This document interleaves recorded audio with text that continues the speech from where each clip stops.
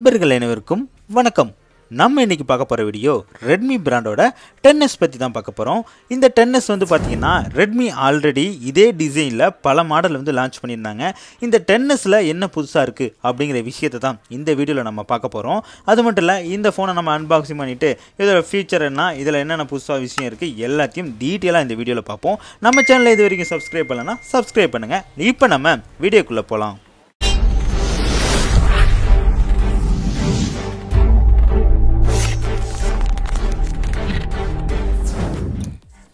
Welcome நண்பா, இதுதான் Redmi பிராண்டோட 10s மாடலு. இதை இப்போ நம்ம அன்பாக்சிங் பண்ண போகிறோம். அன்பாக்சிங் பண்ணுறதுக்கு முன்னாடி பார்த்தீங்கன்னா பாக்ஸில் சில ஸ்பெக்கெல்லாம் என்னென்ன அப்படின்னு போட்டிருக்காங்க. பேக் சைடில் வந்து பார்த்தீங்கன்னா இதோட ஸ்பெக் என்னென்ன அப்படின்ட்டு இருக்குது. கீழே வந்து பார்த்தீங்கன்னா இதோட கலர் என்ன, இதோட ஸ்டோரேஜ் RAM கெப்பாசிட்டிலாம் என்ன அப்படின்னு போட்டிருக்காங்க. இது வந்து 6GB + 64GB வேரியண்ட்டு. இதோட கலர் வந்து பார்த்தீங்கன்னா டீப் சி ப்ளூ அப்படிங்கிறாங்க. இதோட சார் வேல்யூ வந்து பார்த்தீங்கன்னா ஹெட்டுக்கு வந்து 0.864 Wh/kg, பாடிக்கு வந்து 0.863 Wh/kg கொடுத்துருக்காங்க. இதோட பிரைஸ் வந்து பார்த்தீங்கன்னா நார்மல் பிரைஸ் வந்து Flipkartல 14,999 அப்படின்னு போயிட்டு இருக்கு. அமேசான்லயும் அதே பிரைஸ் தான். பட் ஆஃபரில் நான் வந்து பார்த்தீங்கன்னா இந்த மொபைலில் 11,700க்கு வாங்கினேன். இது ரொம்பவே ஒரு பெஸ்ட்டான ஆஃபர் நினைக்கிறேன். இப்போ நம்ம இந்த ஃபோனை அன்பாக்சிங் பண்ணுவோம். பாக்ஸ்லேருந்து வெளில எடுத்தோன்னே பார்த்தீங்கன்னா இந்த கலர் செம்ம அட்ராக்டிவாக இருக்குது. இதில் வந்து பார்த்தீங்கன்னா டோட்டலாக இந்த மாடலில் 3 கலரில் வந்து லான்ச் பண்ணியிருக்காங்க. என்னென்ன கலர் அப்படின்னு பார்த்தீங்கன்னா ப்ளூ, ஒயிட், அப்புறம் வந்து கிரே கலர். டோட்டலாக ஒரு 3 கலரில் வருது. எனக்கு வந்து இதில் இந்த ப்ளூ கலர் தான் ரொம்ப பிடிச்சிருக்கு. இதில் பார்த்தீங்கன்னா ஒரு 3 கலர் வேரியண்ட்டில் இருக்குது. பாட்டமில் வந்து பார்த்தீங்கன்னா டார்க் ப்ளூவும், சென்டரில் வந்து பார்த்தீங்கன்னா ஒரு லைட் ப்ளூவும், டாப்பில் வந்து பார்த்தீங்கன்னா ஹாஸ் கலர். டோட்டலாக ஒரு 3 கலரில் இருக்கிற மாதிரி இந்த வேரியண்ட் கொடுத்துருக்காங்க. ஸோ எனக்கு ரொம்ப பிடிச்சிருந்துச்சு. இந்த மொபைலோட ஃபிசிக்கல் ஓரியன்ட்லாம் என்னென்ன அப்படிங்கிறத பார்ப்போம். பாட்டமில் வந்து பார்த்தீங்கன்னா ஸ்பீக்கர் கொடுத்துருக்காங்க, மைக் இருக்குது, டைப் சி சார்ஜிங் போர்ட் இருக்குது, அதோட 3.5mm ஹெட்ஃபோன் ஜாக் கொடுத்துருக்காங்க. ரைட் சைடில் வந்து பார்த்தீங்கன்னா power button and volume button key கொடுத்துருக்காங்க. இந்த பவர் பட்டன்லேயே வந்து நம்ம ஃபிங்கர் பிரிண்ட் சென்சார் அப்படிங்கிறது நம்ம யூஸ் பண்ணிக்க முடியும். டாப்பில் வந்து பார்த்தீங்கன்னா noise cancellation mic, IR blaster, அப்புறம் செகண்ட் ஸ்பீக்கர் போன்றவை வந்து இருக்குது. லெஃப்ட் சைடில் சிம் போடுறதுங்க ட்ரை கொடுத்துருக்காங்க.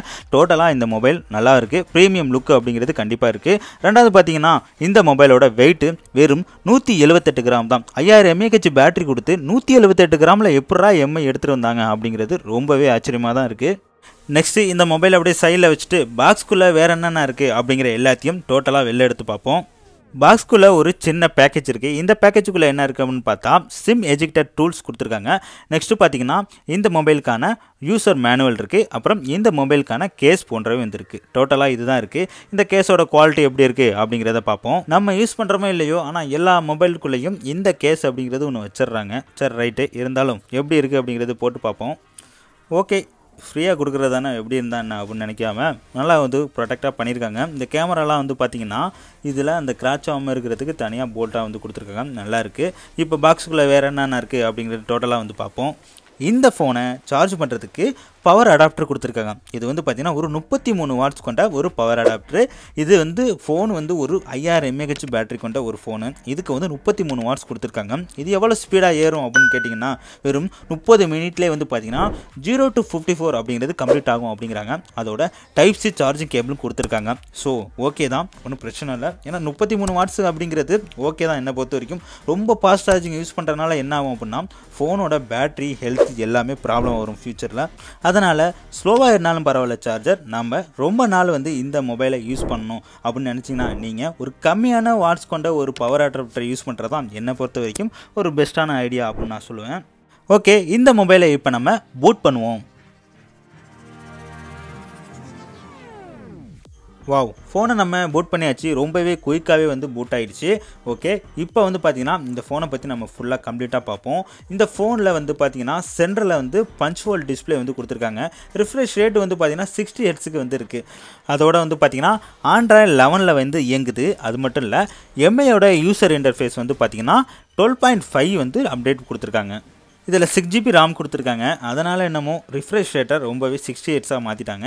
இல்லை ஒருவேளை 4GB RAM கொடுத்துருந்தா 90 Hz எதுவும் கொடுத்துருப்பாங்களோ அப்படிங்கிறது தெரில.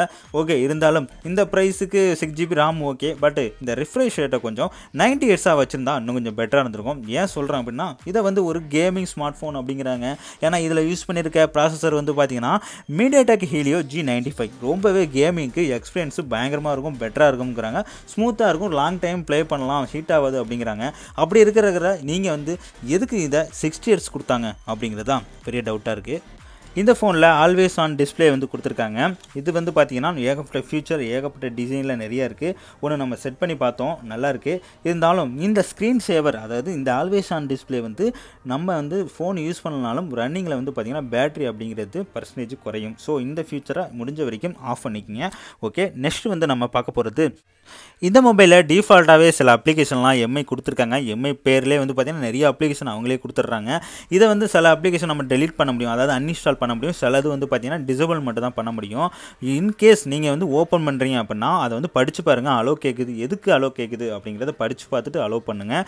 முடிஞ்ச வரைக்கும் எம்ஐயோட அப்ளிகேஷன் எதையுமே வந்து யூஸ் பண்ண வேணாம், எல்லாமே வந்து பார்த்திங்கன்னா டிசேபிள் பண்ணி வச்சுருங்க. முடிஞ்ச வரைக்கும் அன்இன்ஸ்டால் பண்ண ஆப்ஷன் இருந்தால் அன்இன்ஸ்டாலும் பண்ணிடுங்க. நெக்ஸ்ட்டு நம்ம பார்க்க போகிறது இந்த ஃபோனோட டிஸ்பிளே பற்றி பார்க்க போகிறோம்.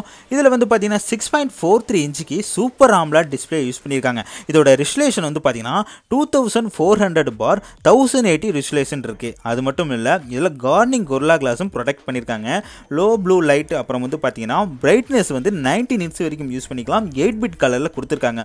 இதில் வந்து பார்த்தீங்கன்னா சில வீடியோஸ்லாம் வந்து 1080 தாண்டி 1440 பிக்சல் வரைக்கும் ரெசல்யூஷன் வந்து சப்போர்ட் ஆகக்கூடிய ஒரு டிஸ்பிளே தான் இதில் எடுத்துகிட்டு வந்திருக்காங்க. ஸோ இந்த ப்ரைஸுக்கு இந்த டிஸ்பிளே ரொம்பவே ஒர்த்தான டிஸ்பிளே.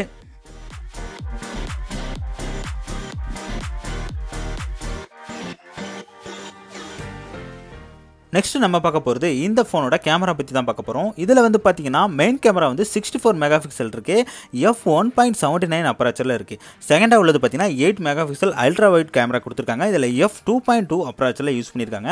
தேர்டாக வந்து பார்த்தீங்கன்னா 2 மெகாபிக்சல் இருக்குது, அதில் டெப்த் சென்சார் f2.4 அப்ராச்சரில் இருக்குது.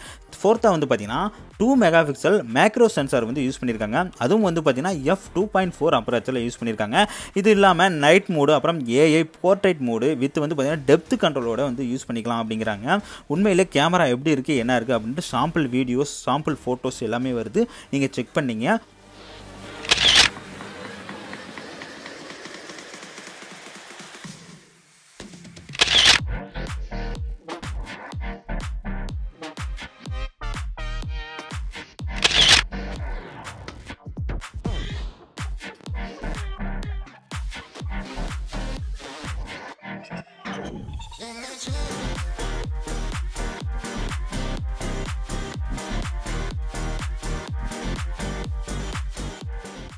ஓகே நண்பா, கேமராவோட குவாலிட்டிலாம் எப்படி இருக்குது என்ன அப்படின்ட்டு பார்த்துருப்பீங்க. சாம்பிள் வீடியோ, சாம்பிள் ஃபோட்டோஸ் எல்லாமே பார்த்துருப்பீங்க. குவாலிட்டி எப்படி இருக்குது அப்படின்ட்டு கீழே கமெண்ட் செக்ஷன் சொல்லுங்கள், நானும் தெரிஞ்சுக்கிறேன் எப்படி இருக்குது அப்படின்ட்டு. அது மட்டும் இல்லை, மீடியா டெக் வந்து பார்த்திங்கன்னா ஹீலியோ G95 அப்படின்னு சொல்லக்கூடிய ஒரு ப்ராசஸ் தான் இதில் யூஸ் பண்ணியிருக்காங்க. இது வந்து ஒரு கேமிங் எக்ஸ்பீரியன்ஸாக நல்லாயிருக்கும் அப்படிங்கிறாங்க இந்த ஃபோனில். பட் நான் பெருசாக டெஸ்ட் பண்ணல, ஃபுல் ரிவ்யூவில் டெஸ்ட் பண்ணிவிட்டு உங்களுக்கு என்ன அப்படிங்கிறது சொல்கிறேன். அது மட்டும் இல்லை, இந்த ஃபோனில் சைடில் தான் வந்து பார்த்திங்கன்னா ஃபிங்கர் பிரிண்ட் சென்சார் அப்படிங்கிறது யூஸ் பண்ணியிருக்காங்க. ஸோ அதுவும் எப்படி அப்படின்ட்டு ஃபுல் ரிவ்யூவில் சொல்கிறேன். ஓகே நண்பா, மற்றபடி எதுவும் டவுட் இருந்தாலும் கீழே கமெண்ட் செக்ஷன் சொல்ல, கண்டிப்பாக நான் ரிப்ளை பண்ணுறேன். ஓகே நண்பா, இந்த வீடியோ பிடிச்சுன்னா ஒரு லைக் பண்ணுங்கள், கமெண்ட் பண்ணுங்கள், உங்கள் ஃப்ரெண்டுக்கும் ஷேர் பண்ணுங்கள், அவங்களும் தெரிஞ்சுக்கிட்டும். நாளைக்கு வேறு ஒரு வீடியோவில் உங்களை சந்திக்கிறேன். நன்றி, வணக்கம்.